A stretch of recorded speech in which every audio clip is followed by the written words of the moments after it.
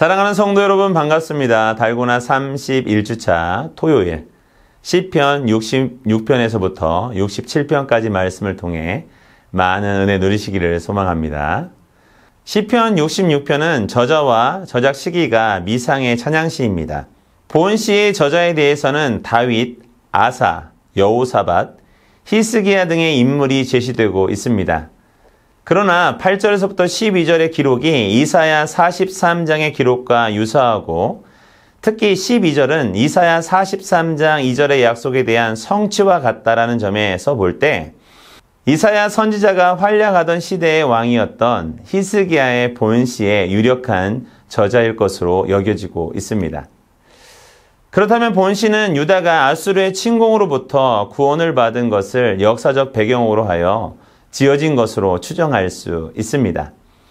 이러한 본시는 하나님에 대한 열정적인 찬양의 촉구, 찬양의 이유 제시, 하나님께 대한 감사의 서원과 찬양으로 이루어진 전형적인 찬양의 특징을 보이고 있는데 그 내용에 있어서는 이스라엘이라는 국가가 탄생하게 되었던 결정적인 사건인 출애굽 당시의 홍해 도화 사건과 요단강 도화 사건을 직접적인 배경으로 하여 구약 선민 이스라엘이 체험하였던 하나님의 실증적 구원 역사를 찬양하며 세상 만민을 향하여 하나님의 구원 역사를 선포하는 양식으로 전개되고 있습니다.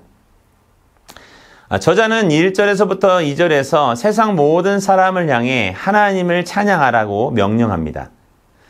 사람은 하나님이 만드신 존재로서 하나님이 만드신 세상 가운데 살아갑니다. 우리가 마땅히 하나님을 찬양해야 될 이유겠죠. 하지만 인간은 창조주를 망각하고 하나님께 드려야 될 찬양을 드리지 않았습니다. 하나님이 받으시는 찬양은 자발적으로 드리는 찬양입니다. 감격이 넘치는 찬양은 하나님이 어떤 분이신지를 분명히 알 때 가능합니다.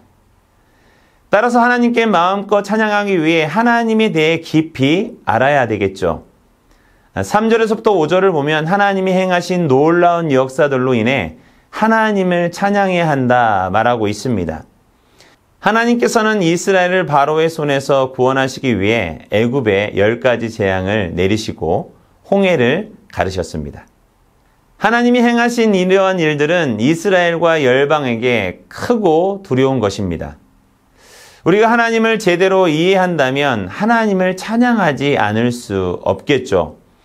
이제 저자는 6절에서부터 7절을 통해 하나님이 이스라엘을 어떻게 구원하셨는지를 말합니다. 하나님은 이스라엘을 위해 큰 동풍으로 밤새도록 홍해를 가르셨습니다. 이스라엘은 갈라진 홍해를 걸어서 건넜습니다. 오직 하나님의 권능으로만 가능한 일입니다. 구원받은 자는 마땅히 구원자에게 영광을 돌리며 그 은혜를 찬양해야 합니다. 이스라엘은 40년 후에 하나님의 능력으로 요단강을 마른 땅으로 건넜습니다. 하나님의 전능하심을 분명히 체험했기에 찬양하지 않을 수 없는 것입니다. 13절에서 15절을 보면 찬양시에서 감사시로 분위기가 바뀝니다. 희생 제물을 드리겠다라는 서원을 감사의 표현으로 갚겠다고 선언합니다. 주께 갚겠다라는 서원이 환난 때의 한 서원임이 명시됩니다. 이는 출애굽 이전의 고난과 바벨론 유배 시기의 고난 등을 생각나게 합니다. 16절에서 20절을 보면 한 개인이 공동체를 하나님이 베풀어 주신 구원 사역에 대한 신앙 고백에 초대합니다. 공동체 차원에서 시작한 신앙 고백이 개인으로 이어지는 대목입니다. 17절에서 19절에서 이 개인의 목소리는 자신의 경험을 고백합니다. 19절이 이 고백의 핵심인데 하나님의 응답을 경험했다라는 것입니다. 이것은 공동체 차원에서도 고백되었던 것인데 이 역시 개인의 차원에서 이어진 것입니다. 마지막으로 20절에서는 요약의 차원에서 하나님의 인자하심이 늘 자신과 함께 있었다라고 고백하며 마무리합니다. 시편 67편은 저자 미상의 감사 예배시입니다. 감사 예배시는 보편적으로 특정한 역사적 사건을 배경으로 하지 않는 특성을 가지는데 본시 역시 마찬가지입니다. 이러한 본신은 하나님께 구원과 의의 통치의 확산을 강구하며 만방을 향해 하나님을 찬양할 것을 선포하는 것을 그 내용으로 하고 있는데, 내용상의 특징으로는 3절에 하나님이여 민족들로 주께 찬송케 하시며 모든 민족으로 주를 찬송케 하소서라는 강구가 5절에서 다시 한번 반복되고 있다는 것입니다. 이는 하나님의 도가 만방에 전파되어 하나님의 구원의 은총이 모든 만민에게 확산되기를 바라는 시인의 간절한 심정이 반영된 것으로서, 이로 인하여 본시는 흔히 선교의 노래로 불리기도 합니다. 이러한 본시의 내용을 보면 세부적으로 살펴보면 먼저 1절과 2절은 하나님께 선민에게 복을 주실 것과 하나님의 도와 구원 사역이 만방에 확산되기를 축원하는 내용입니다. 다음으로 3절에서부터 5절은 하나님의 통치가 열방 가운데서도 정립, 확산되기를 강구하는 내용입니다.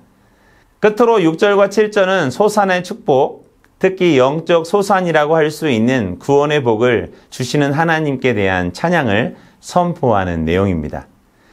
시인은 하나님을 알지 못하는 이방인들도 하나님의 도를 깨달아 알게 되기를 원하고 있습니다. 하나님의 도를 통해 하나님이 어떤 분인지를 알 수 있는 것이겠죠. 하나님을 이해할 때 하나님께 찬양과 영광을 돌리게 되기 때문에 그렇습니다. 날마다 말씀을 통해 하나님을 깊이 알아 더 깊이 찬양을 하나님께 드리는 우리가 되기를 소망합니다. 일주일 동안 수고 많으셨습니다. 기도하겠습니다. 전능하신 하나님 아버지, 시인의 고백처럼 우리를 구원하여 주신 그 하나님의 그 능력을 우리에게 다시 한 번 더 말씀으로 깨닫게 해주시니 감사를 드립니다. 우리에게 베풀어 주신 이 구원의 은총이 우리만 누리는 구원의 은총이 아니라 하나님을 알지 못하는 모든 사람들에게 이 복된 복음이 전해지길 원하오니 우리를 도구로 사용하여 주옵시고 하나님의 능력을 모든 자에게 보여주옵소서. 모든 것을 감사드리며 우리를 구원하여 주신 예수 그리스도의 이름으로 감사하며 기도드렸습니다. 아멘. 감사합니다. 수고 많으셨습니다.